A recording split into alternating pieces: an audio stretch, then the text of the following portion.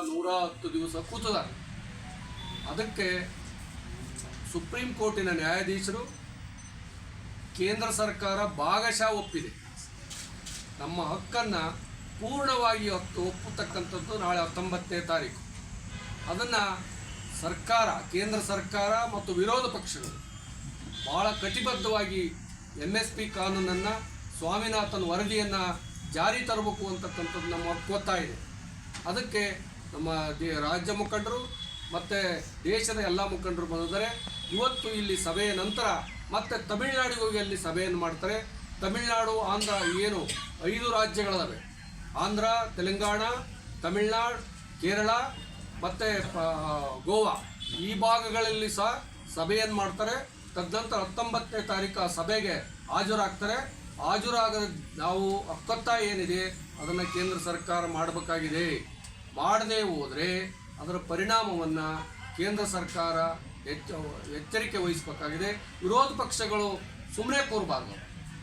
ವಿರೋಧ ಪಕ್ಷಗಳಿಗೆ ನಮಗೇನು ಸಂಬಂಧ ಅಂತ ರಾಜ್ಯ ಆಡಳಿತ ಸರ್ಕಾರಗಳು ವಿಫಲವಾದಾಗ ಕೇಂದ್ರ ಸರ್ಕಾರಗಳು ಅದಕ್ಕೆ ಪುಷ್ಟಿಯನ್ನು ಕೊಟ್ಟು ರೈತರ ಹಕ್ಕೊತ್ತಾಯ, ನೀವೇನು 127 ಜನರ ಶ್ರೀಮಂತರ ಹಕ್ಕೊತ್ತಾಯಕ್ಕೆ ಬಲಿಯಾಗಿದ್ದೀರಿ, ಆ ಬಲಿಯನ್ನು ವಾಪಸ್ ಪಡೆದು ಏನು ಈ ರಾಜ್ಯದ 175 ಕೋಟಿ ಜನರ ಆಶಯ ಮತ್ತು ನಾವು ಕಾರ್ಮಿಕರ ಉದ್ಯೋಗ ಸೃಷ್ಟಿಯನ್ನು ಮಾಡಿದ್ದೀವಿ. 45 ಕೋಟಿ ಜನರ ಕಾರ್ಮಿಕ ಸೃಷ್ಟಿ ಮಾಡಿದ್ದೀವಿ, ಉದ್ಯೋಗ ಸೃಷ್ಟಿ ಮಾಡಿದ್ದೀವಿ.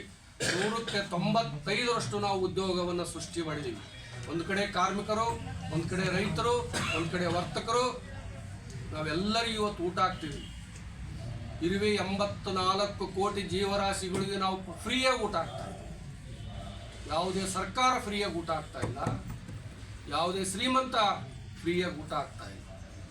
ಈಗ ನಮ್ಮ ಹೊಲ್ದಾಗ ಇರಿವಿ ಬರ್ತವೆ, ಹೆಗ್ಗಣ ಬರ್ತವೆ, ಚೇಳು ಬರ್ತವೆ, ಅವಕ್ಕೆಲ್ಲ ಊಟ ಯಾರಾಗ್ತವೆ? ಕಾಡು ಪ್ರಾಣಿಗಳಿಗೆ, ನಾಡು ಪ್ರಾಣಿಗಳಿಗೆ ನಾವೇ ಊಟ ಹಾಕೋದು. ಆದ್ದರಿಂದ ನಮ್ಮ ಹಕ್ಕೊತ್ತಾಯ ಇದೆ. ನಮ್ಮ ಸ್ವಾಮಿನಾಥನ್ ವರದಿಯ ನಮ್ಮ ಹಕ್ಕೊತ್ತಾಯ ಇದೆ. ಅದು ವರದಿಯ ಹಕ್ಕೊತ್ತಾಯ ಏನಂದರೆ, ಇಂಡಸ್ಟ್ರಿಗೆ ಏನು ನೀವು ಮಾನ್ಯತೆಯನ್ನು ಕೊಟ್ಟಿದ್ದೀರಿ, ಭೂಮಿಯ ಬಂಡವಾಳ, ಬಿಲ್ಡಿಂಗ್ ಬಂಡವಾಳ, ಸ್ಟ್ರಕ್ಚರಲ್ ಬಂಡವಾಳ, ಮಿಷನರಿ ಬಂಡವಾಳ, ರಾ ಮೆಟೀರಿಯಲ್ಸು, ಪ್ರೊಡಕ್ಷನ್ ಕಾಸ್ಟು, ವೇಸ್ಟೇಜು, ಅದಾದ ಮೇಲೆ ನೀವು 20% ಲಾಭವನ್ನು ಇಡ್ತೀರಿ. ಆದರೆ ನಮ್ಮದು ಪಂಜಾಬಲ್ಲಿ ಗೋಧಿ 23 ರೂಪಾಯಿಗೆ ಮಾರಾಟ ಆದರೆ ನೀವು ಹಿಟ್ಟನ್ನು ಎಷ್ಟಕ್ಕೆ ಮಾರಾಡ್ತೀರಿ? 75 ರೂಪಾಯಿ ಹಿಟ್ಟು ಮಾರಾಟ. 50 ರೂಪಾಯಿ ಇಲ್ಲೋತು ಯಾರು ಶ್ರಮ ಹಾಕಿದಾರೋ ಅವ್ರಿಗೆ ಸಿಗಬೇಕಾಗಿದೆ. ಭತ್ತ ಇವತ್ತು ನಾವು ಎಷ್ಟು ಕೊಡ್ತೀವಿ? 1200, 1300, 1400, 1500. ಸಣ್ಣ ಭತ್ತ 2000 ರೂಪಾಯಿ ಕೊಡ್ತೀವಿ. ನೀವು ಅಕ್ಕಿಯನ್ನು ಎಷ್ಟಕ್ಕೆ ಮಾರ್ತೀರಿ? 80 ರಿಂದ 90 ರೂಪಾಯಿ, 100 ರೂಪಾಯಿ ಮಾರಾಟ ಮಾಡ್ತೀವಿ. ಮತ್ತು ಅದರ ಲಾಭ ಯಾರಿಗೆ ಗೊತ್ತು? ಕೇವಲ ಇಬ್ಬರಿಗೆ ಮಾತ್ರ ಹೋಗುತ್ತೆ. ಯಾರಿಗೆ? ಶ್ರೀಮಂತ ವರ್ಗಕ್ಕೆ, ಬಂಡವಾಳಶಾಹಿಗಳಿಗೆ. ಅದನ್ನು ಹಂಚಬೇಕು ಅಂತಕ್ಕಂಥದ್ದು ನಮ್ಮ ಉದ್ದೇಶ ಇದೆ. ಈ ದೇಶದ ಏನು ಆರ್ಥಿಕ ಸ್ಥಿತಿ, ನಾವೇ ಹೆಚ್ಚು ಕಡಿಮೆ ಟ್ರಾನ್ಸ್ಪೋರ್ಟ್ ನಮ್ಮಿಂದ ನಡೆಯುತ್ತೆ, ವ್ಯವಹಾರ ನಮ್ಮಿಂದ ನಡೆಯುತ್ತೆ, ಹೋಟ್ಲುಗಳು ನಮ್ಮಿಂದ ನಡೀತವೆ, ಕಿರಾಣಿ ಅಂಗಡಿಗಳು ನಮ್ಮಿಂದ ನಡೀತವೆ. ಆಹಾರದ ಭದ್ರತೆ ಎಲ್ಲ ವ್ಯವಹಾರಗಳು ರೈತನಿಂದಲೇ ನಡೆಯೋದು. ಆದ್ದರಿಂದ ಈ ದೇಶದ 140 ಕೋಟಿ ಜನರಲ್ಲಿ 130 ಕೋಟಿ ಜನರಿಗೆ ಊಟ ಆಗ್ತಕ್ಕಂಥದ್ದು ನಾವೇ ನಮ್ಮ ಶ್ರಮದಿಂದ, ನಮ್ಮ ಬೆವರಿನ ಶ್ರಮದಿಂದ ಊಟ ಹಾಕ್ತೀವಿ. ಆದ್ದರಿಂದ ಕೇಂದ್ರ ಸರ್ಕಾರ ನಾಳೆ 19ನೇ ತಾರೀಕಿಗೆ ನೀವು ಉತ್ತಮವಾದ ನಿರ್ಧಾರವನ್ನು ತಗೊಳ್ತೀರಿ ಅಂತಕ್ಕಂಥದ್ದು ಆಶಯ ಇದೆ.